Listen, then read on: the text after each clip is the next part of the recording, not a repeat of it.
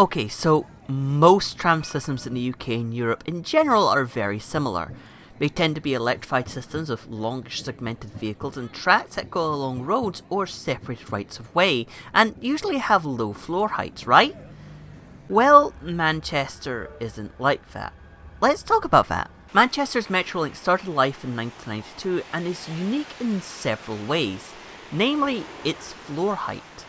Its platforms are at British Rail standard height, 0.9 metres, which is odd if you have used any tram system anywhere else, but the reason is actually kind of simple. So, in the 80s it was clear that Manchester needed a public transport system upgrade because the traffic situation was getting so out of hand, and the first plan was basically to copy Liverpool and dig a tunnel between Piccadilly and Victoria Station. This eventually fell through and people returned to the drawing board. Then one day a coked up planner turned to his superior and said this: "Hey, okay, we have a lot of underused rail infrastructure like the Bury line and the Altrincham line. What if we just have like a street running section between those two lines with a spur to Piccadilly? That way we could use all the current infrastructure on the cheap." At which point the equally coked up superior likely said, "Michael, that is an absolutely amazing idea! Let's have a coke party to celebrate!" And that is why Manchester's Metrolink has such high platforms. And you know what? It works, but I do have some notes. Now, I have some personal experience with the system, as my gran lived in Manchester and I utilised it to get to different parts of the city, and I love it. I liked how you could get a ticket from National Rail stations in Manchester to any Metrolink stop, and this was the first modern tram system I ever rode.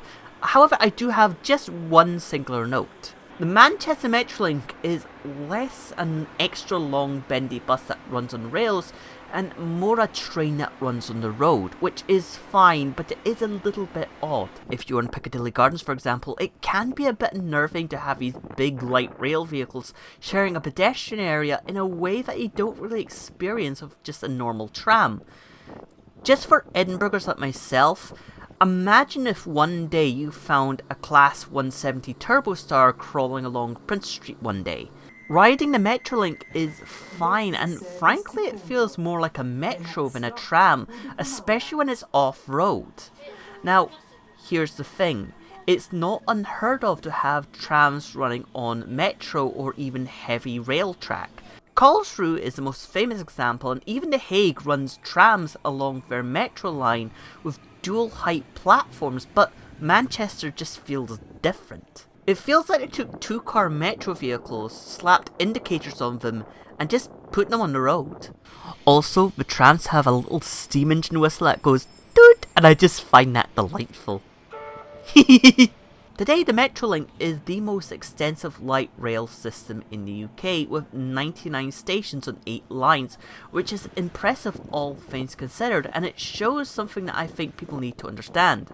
Sometimes the best route to a solution is to have a little bit of imagination.